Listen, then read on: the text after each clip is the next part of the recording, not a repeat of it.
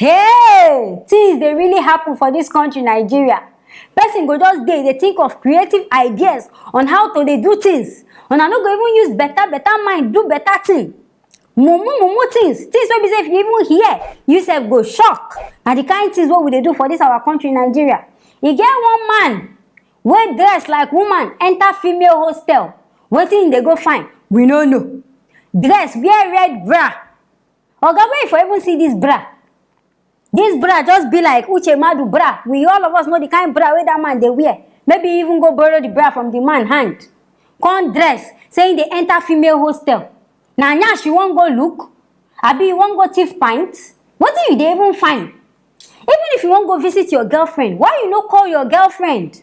Make we first watch this video first oh.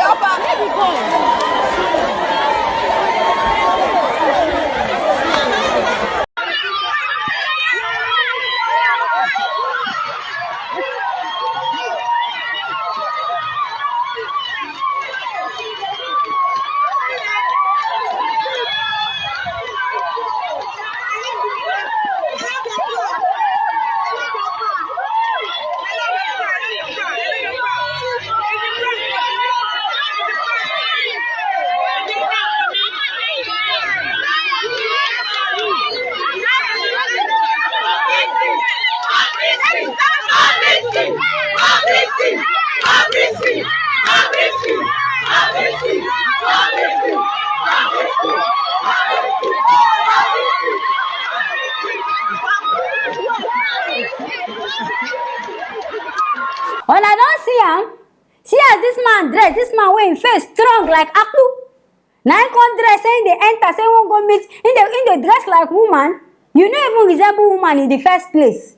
They catch dis man for University of Education for Ignatius Ajuru. Abi na Ajuru for Port Harcourt oh. Na there for catch dis man oh. Come dress. You even get mind enter women hostel. Women wey be say you know say if they dey house, they feel naked. You can't enter, you won't go do sight and see. Now you get the land where they enter there. Hey boys, if you won't even go visit person, call the person. Me, I even feel self say make they do law. As women they enter boys hostel, make men self they enter girls hostel like that.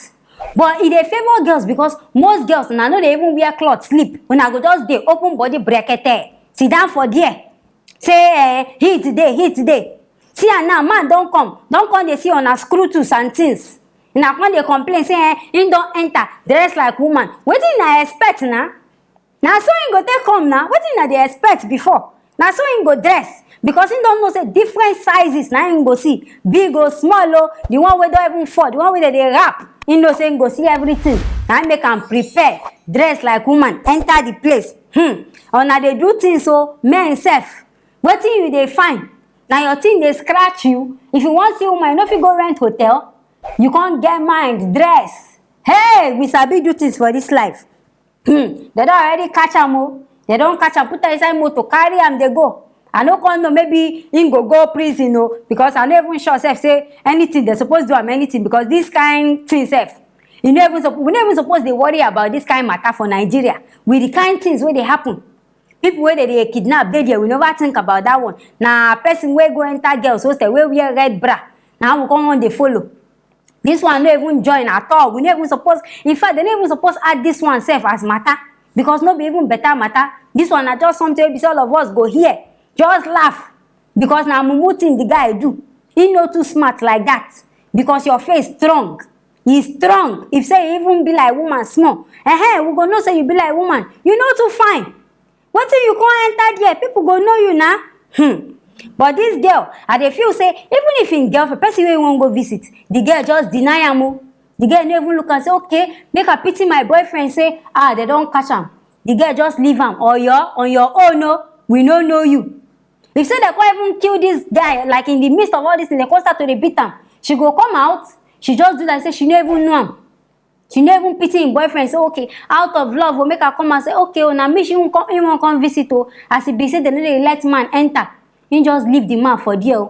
But anyway, as we see him now, they don't carry the man go. What they go do for him? we no know. Wetin una sef think about this law wey I talk say make dem bring, make dem make am equal, make woman dey enter, make man dey enter, make things dey equal. Or if you need to see your girlfriend, you call her for phone, make she come outside. If una wan go do the thing, make una rent hotel. All this one now na unnecessary drama, unless say you sef don dey plan turn to Bobrisky number 2. Unless say you get that plan, because this kind dressing, I never even understand wetin e be o. Now here I go leave this matter o. Make una no forget to comment o, like, share and subscribe to this channel as we get new tori for now. I go dey see una for our next story. E get one man wey invite him friend come all the way from Delta to make him friend come find work for Bayelsa. This man don kill him friend o. He don kill him friend. Person wey you call your friend, you get mind, kill am. Na so friendship dey work. As you know say you no fit help your friend, wetin make you tell am say make him come Bayelsa, say you wan come help am? This man wey dey call Okpegboro Avero swear don kill him friend o. See the name sef dey kill.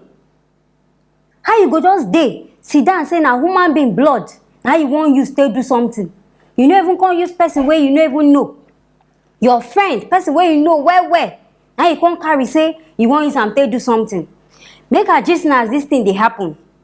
This man say this body parts, say as him friend come in place, come say okay o, my friend come o, work dey for this place o. Say this place dey near this school wey dey call Isaac Jasper Adaka Borough College of Education. Say the place dey near there and students go dey pass there well. So if you start Okada business for there, him go make money o. Na this man sef, if say no, him for sit down for in Delta State jeje. This man come all the way from Delta come Bayelsa, say okay o, make I come start this business. And so the guys, I no even know behind start o, whether I no start o. Wetin we go hear na for midnight, this guy carry mortar wey suppose use take pound fufu, use am pound your friend brain. Now as he pound him friend brain, him come comot the vital parts. Na him know parts wey him need o. Comot everything, preserve am. Then the remaining parts, come carry am put inside another poly bag, wan go throway am. Now this parts, wetin him wan use am do? Who even send am this kind things? Because before this man go come, e mean say him don already get plans for this man wey dey come o. No be the Okada work him tell us make even come do, because if you no get plans, you no go just by heart kill your friend. Now him friend, him neighbors for the compound come dey look and say, this man dey act suspicious. You wake up early morning carry poly bag. Those ones na as good neighbors na dey come ask and say, where your friend? This man wey we see, because this man no even stay, like they say the man just even come, he never even reach 2 weeks. They come ask and say, where your friend? The man come say, the man don go for business. Make we dey careful o, make we dey watchful, make una no trust anybody, because people dey wicked. Person wey you go think say 2 of una na be family, na him go even do you things wey be say you no go even expect at all. Now as the people come ask and say, where your friend na? Him come say the person go for business, him don go back to Delta State. Which time this person comot from this compound saying they go Delta State? Na there then those people sef come dey like force am now say, we won't even know wetin even dey inside this nylon. As they force themselves enter inside this room, come see blood everywhere. Blood don stain everywhere. This man don kill this him friend o. You get mind o. People even really get mind. How you go take sit down, carry your fellow human being, kill am? Hey, na dey do things for this life. As they come see am now, they see blood everywhere. Now they call police station. Themselves get mind. You know say now for Nigeria as we dey, you fit even go call police station now. They go come carry you sef join say, you dey among. But at least these people they get evidence.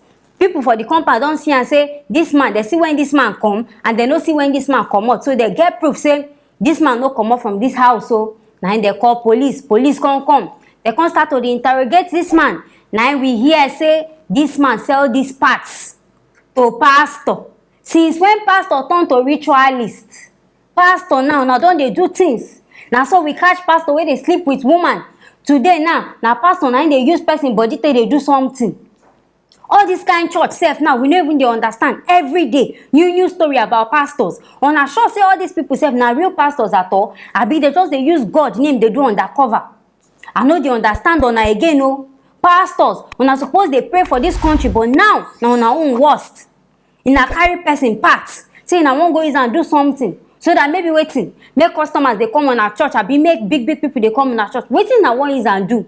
But wetin dey vex me now this pastor no even dey for this Bayelsa. This pastor dey for Port Harcourt, and if this pastor don see this news say they don already catch this man, this pastor go japa him go run enter Cotonou, run, because he know say they go arrest am now. Him go just find the fastest means to comot. So me I dey find say make the police run go that place now, go find this pastor, make this man confess who this pastor be, make dem go find am, because other pastors sef dey wey dey do these kind things, but because dem never catch them, na make this thing dey be like this. But this one now wey dem don catch, every other pastors now their eyes go clear.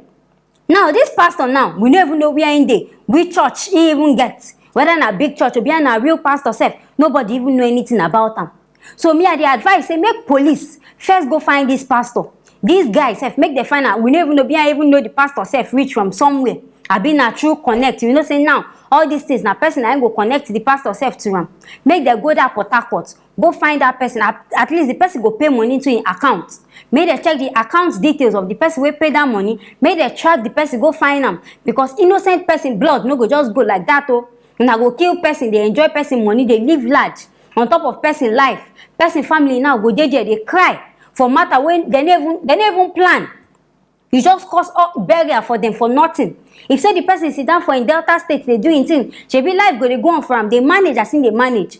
Now he don't trust friend, person wey he see as him brother, the brother now don't come kill am. Hey, we dey very terrible for this life. If you no know human being heart, you no go know wetin the person dey think.